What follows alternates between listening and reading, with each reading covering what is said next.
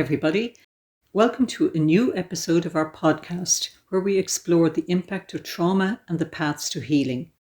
Today, we're joined by Hannah, who brings her expertise to help us better understand this important topic. Hannah is a member of the Coordinating Committee of the Ecumenical Forum of European Christian Women, where she is responsible for the Young Women's Strategy, Gender Justice, Women's Rights and Inclusivity. Hannah holds a Bachelor of Arts in Theatre, Culture and Film, specialising in performance studies and cultural anthropology, as well as a master's degree in languages, cultures and linguistics. Additionally, Hannah has received training in domestic, sexual and gender-based violence and works as a programme coordinator and facilitator for Domestic Abuse Support Service. Passionate about international collaboration, Hannah enjoys contributing to projects that promote justice and more equitable communities. Hello, Hannah.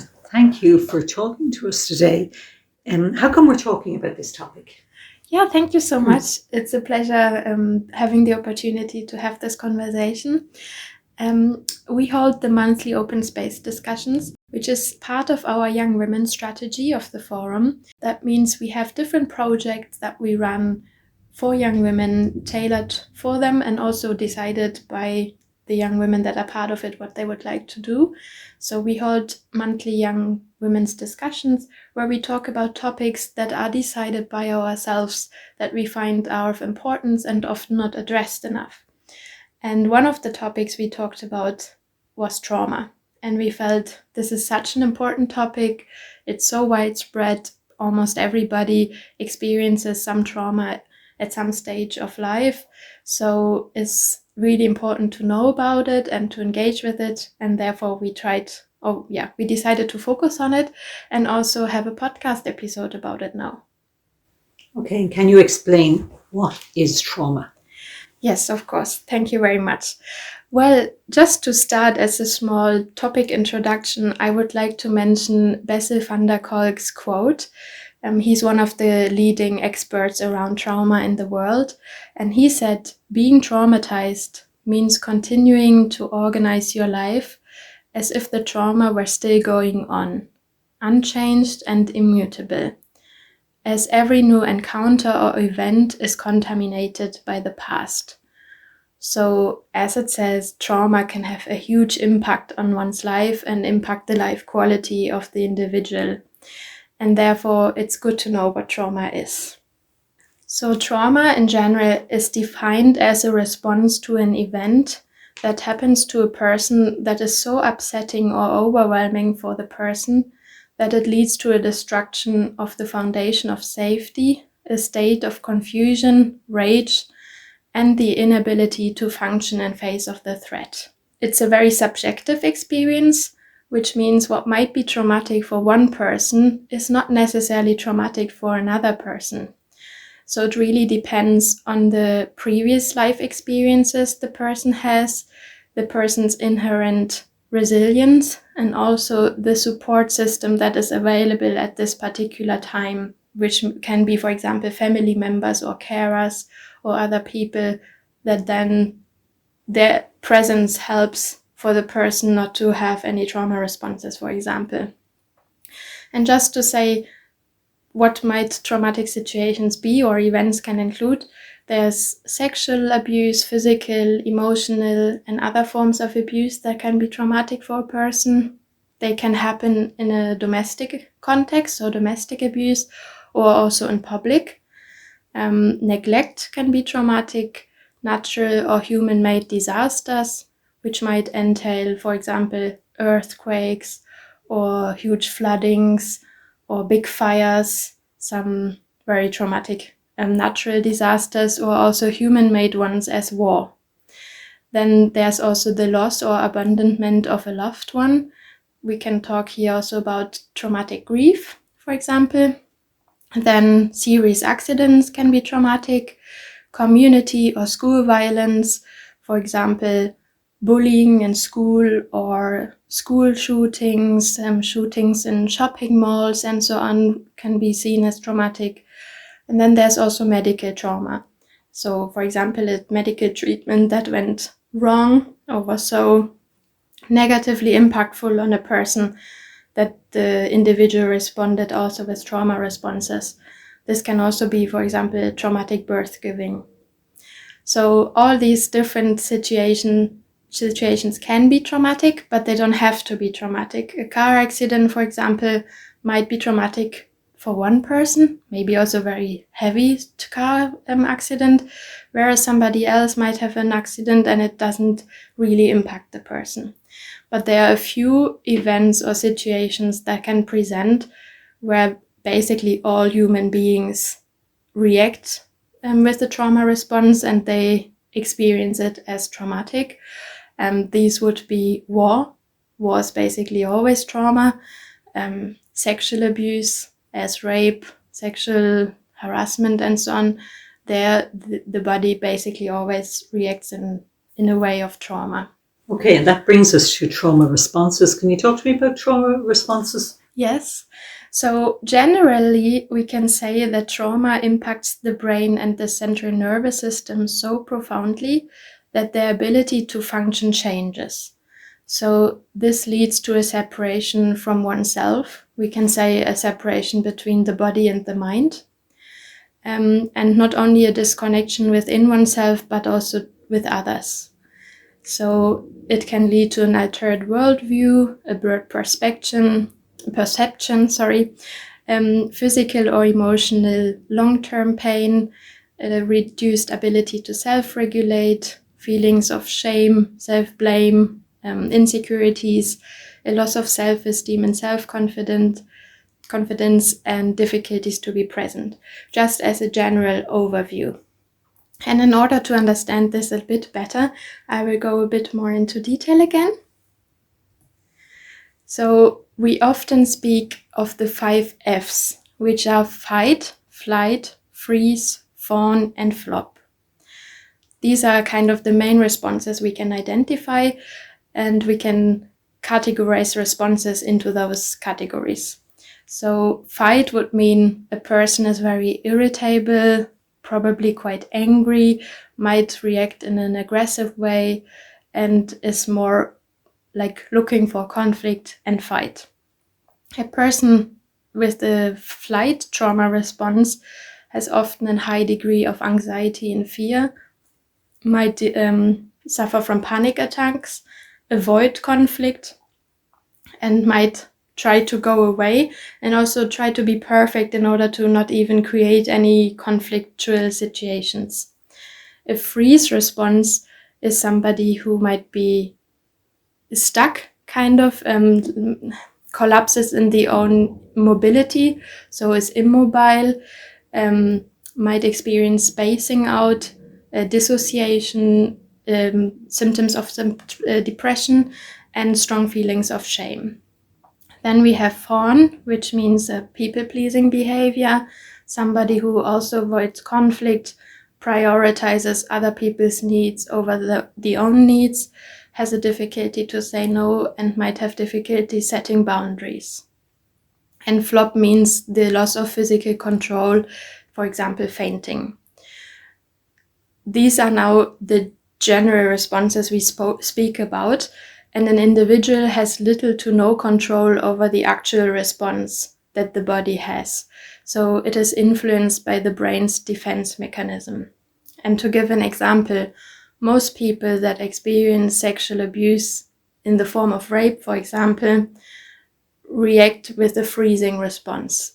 So they go into this immobilization, they might dissociate and watch themselves in the situation from the outside and not stay in their own body. So freezing is the main response people have in moments of sexual abuse. And this might describe the moment of the experience itself. And then long term, people can have all different responses and also a combination of those. So somebody who might have gone into a freezing state doing the assault might later on be more somebody who goes into a fighting mode or into flight and so on. So these responses give us a good insight and overview, but they are not that clear. So it can always change as well. And over long term, let's say years or months later after a traumatic experience, they can change or they can be overlapping, of course. Just to mention a few more possible responses, a person might experience flashbacks, a state of shock, disbelief, or be in denial of the experience. There can be nightmares and sleep disturbances. A person can develop panic attacks and experience memory or concentration problems. Physical illness can come out of like unhealed trauma. Even cancer, for example, can be a result out of it. Substance abuse as a way of coping with the experiences. There is often a reduced decision-making ability. So the person might have difficulties taking good decisions. Then there can be a loss of sense of time and space, difficulty with abstract concept and complex thinking, a high degree of anxiety, fear, obsessive or compulsive behavior. This also includes self-harming behavior, for example. Then strong anger or aggression, sadness, frustration, symptoms of depression, headaches, nausea, digestive problems, strong sweating, breathing difficulties, eating disorders, lack of flexibility, and suicidal ideation. So the consequences that come from trauma can be very diverse and very impactful in so many ways for the person or the individual and their life reality. And just to sum this up, the main aspect is basically that there's a disconnection between the mind and the body, and that the person might not have access to their own feelings and body sensations. So in order to heal trauma, this is a big focus on bringing the body and mind back into being connected and being able to be in touch with oneself. So can you have these responses to issues that are not traumatic? Yes, of course. Yeah. So those responses are not only trauma responses. They can be also responses to stress, for example, being overworked, burnout, any other experiences in life. But they can also be responses due to trauma. Yeah, my question is, if you've experienced trauma, are you more likely to have these responses to, everyday issues that are not in themselves necessarily traumatic? Are you more likely to have a strong reaction? I think it depends on the individual. I would say some people might have experienced trauma and go into a mode where they are hyper functional, and they might be able to deal with whatever is thrown their way very well, and it doesn't really bring them down, I might say, but they are in a hyper functional mode where it's also unhealed trauma. And others might be so impacted that they react much faster to small issues in life that actually aren't very problematic.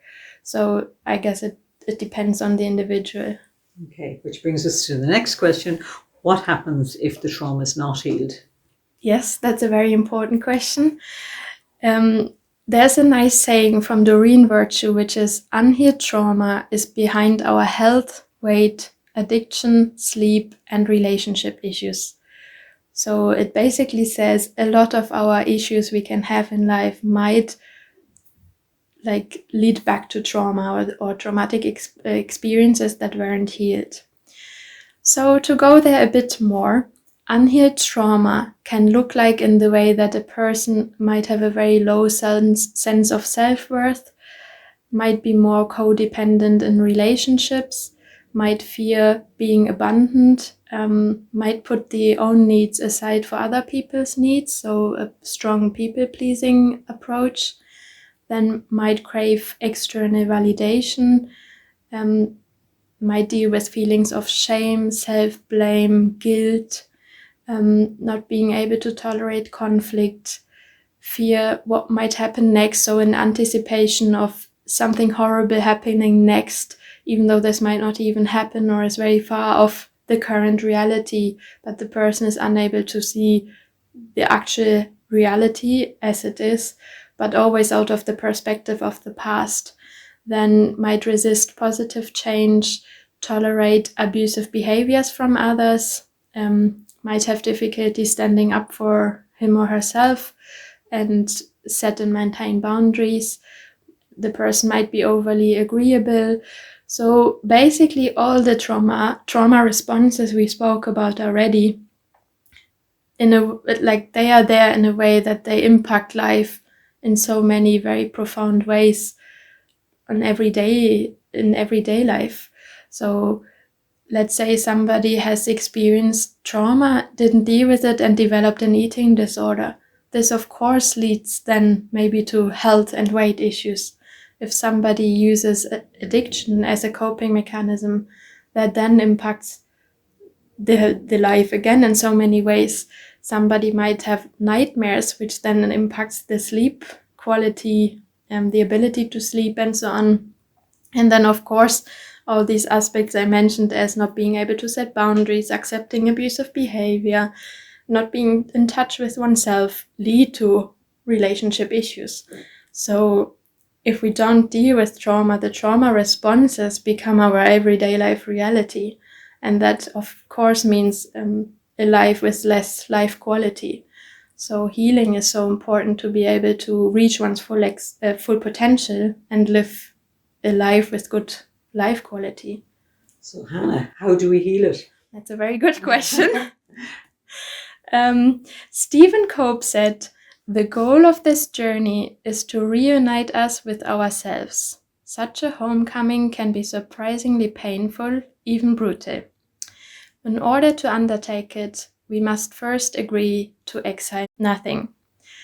Yeah, hearing this, we can ask ourselves, okay, how is it even possible to go there and heal it? Bessel van der Kolk, that I already mentioned earlier, wrote in his book, The Body Keeps the Score, some ways of being able to heal trauma. What he mentions is, for example, psychotherapy. So talking to a therapist in a one-to-one setting and being able to process the experiences through it, talking about them, practicing self-compassion, getting to know the own reactions more, creating understanding for oneself, and in this way then find recovery. There are other options as well. For example, EMDR, which is eye movement desensitization and reprocessing. And that means a practitioner moves the eyes, the fingers in front of the eyes of the person in a way that, they are moved and the person has to follow the movements with the eyes while recalling a traumatic experience or the event. And through the eye movements, while recalling it, the traumatic experience is moved from one part in the brain where it's active, where it's emotionally loaded, where it's still relived, for example, basically every day as if it's still the current reality. And now it's moved into a brain part where it's not forgotten, but where it's not emotionally charged. So the person can remember what had happened, can remember how the person felt in the moment, but it's not lived as current reality anymore and not as emotionally charged. So this is a very powerful way of healing trauma. Other ways are, for example, yoga. Yoga helps paying attention to the own body through the breathing, connecting with oneself and the body again, and kind of creating a deep relationship with the internal sensory system. So this is very helpful for self-regulation and very good in the treatment of PTSD. Apart from yoga, of course, meditation, general body movement and exercise, breathing exercises, mindfulness, they are all very helpful ways of reconnecting with the own body and healing trauma. Theater and movement are very helpful as well, because often, especially when acting, people would take different roles, like maybe, let's say, Romeo and Juliet. If you play this, then you take a role of somebody in this play, and it helps to realize different perspective on something, or creating also a different relationship with oneself through being in different roles. So this can be helpful. Then there's also the neurofeedback, which means electrodes are placed on the outside of the head, and different brain configurations are created through this treatment. Then there are also psychedelics like MDMA, ecstasy, and so on, and also other pharmaceutical products, but these are aspects that we don't want to focus on here. Our goal in this podcast episode is to approach trauma out of in a way that is accessible for everybody.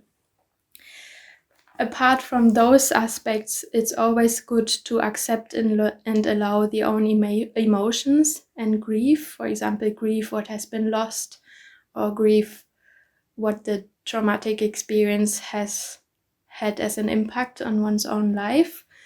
Then general knowledge, education, awareness, and reflection are very good. So knowing about trauma, getting at least maybe basic education around it, and being able to reflect upon it, self-reflect, is very helpful.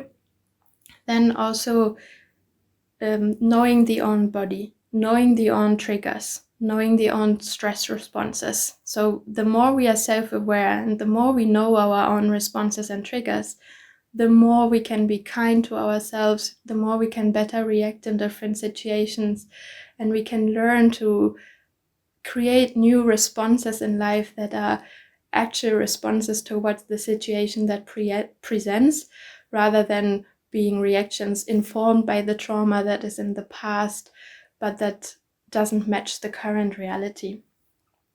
It's also good always to practice self-care, self-compassion, self-love, and forgiveness towards oneself, kindness towards oneself.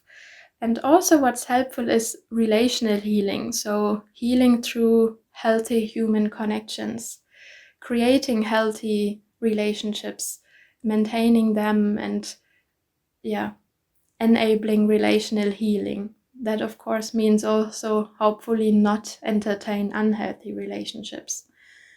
And all this helps then to learn to live in the moment, become more aware, more present, through the connection also between body and mind, and being able to live a new way of reality. Also, what is also helpful is, especially if it's, for example, childhood trauma, to kind of reparent the hurt inner child, which is a way that's often practiced in therapy with a therapist, for example. Generally, we can say what is so important is that there's a sense of safety and stability. So if the person feels fundamentally safe and experiences a secure and predictable environment within everyday life routine, for example, this is really helpful, because the person knows, okay, I'm safe here, I'm physically safe, and now I can start healing to also find emotional and psychological safety. That's really hopeful. Yes, yeah, it is. I agree. But I also have to say, healing is not straightforward. It's not like, well, you start and it goes straight up like a line, and let's say a few weeks or days later it's done. No, we don't know how long it takes. It's a process. And especially if somebody has experienced very impactful trauma, it might be a lifelong process of always going back there and dealing with it and working on it. So it might never go away completely, but we learn to live life to the fullest, live with our potential, grow into our potential, and still keeping on working on it, probably in the background. So, and especially while going through the main process of healing, is more like curves. One day might be really good, and then maybe the next day might be not such a great day, and then you feel like you go 3 steps forwards and then 2 steps back, to then go 4 steps forward and then 2 steps back. So it's a challenging process, but it's worth going on it, and it's possible to heal. We know that from so many examples. So I think it's something I would like personally to encourage everybody to go onto the journey. It's hard, but to stay with it and to make sure to get better. Thank you so much. You're very welcome. One aspect I also would like to mention is that it's always good to have a support system in place. Knowing that there are people that one can reach out to, maybe even at any time, pick up the phone and make a call or meet another person in person. The support system might entail the parents or other family members, like siblings, extended family, if the family is a healthy, functional family. If the family is not as healthy, there are others, of course, as well, like close friends, for example, teachers in schools, counselors, therapists, organizations we might be part of as churches or sports clubs. Other groups we might be part of where we know there are members that I can turn towards to talk to, maybe even the dating partner. Also, helplines are often available in many countries by now that are always there to call, often 24 hours. Then clinics, of course, the doctor, and even in work contexts, maybe having a good understanding boss or co-workers that we can connect with and rely on while we are in this process of healing. So it's always good to have a good support system in place, and even if it's not there yet, to work on establishing this. Yes, thank you so much, Hannah. You're very welcome. It was a pleasure talking to you. I really hope it was something that everybody who listens to this can get something out. And at the end, I would like to say that I have a few recommendations. Bessel van der Kolk, the psychiatrist and trauma researcher I mentioned already earlier on, wrote the book The Body Keeps the Score. It's really good and I highly recommend it. Then there's also Gabor Mate, who worked a lot on trauma, stress, addiction, and so on. He published numerous books. There are also good videos from him available on YouTube, for example, so he's definitely worth looking up. And then there's also Mark Wolin, an expert in inherited family trauma and family constellations, that wrote the book It Didn't Start With You, How Inherited Family Trauma Shapes Who We Are and How to End the Cycle. So this one is more about transgenerational trauma that lies in families and how to deal with that. So it's also very interesting and a good recommendation. So I hope this podcast episode was an inspiration to engage with the topic more, to read up a bit more, to create self-awareness for traumatic own experiences and also an awareness towards others in society and being able to offer support to those who need it. Thank you very much. Thank you everyone for tuning in. We look forward to being with you again with our next podcast episode.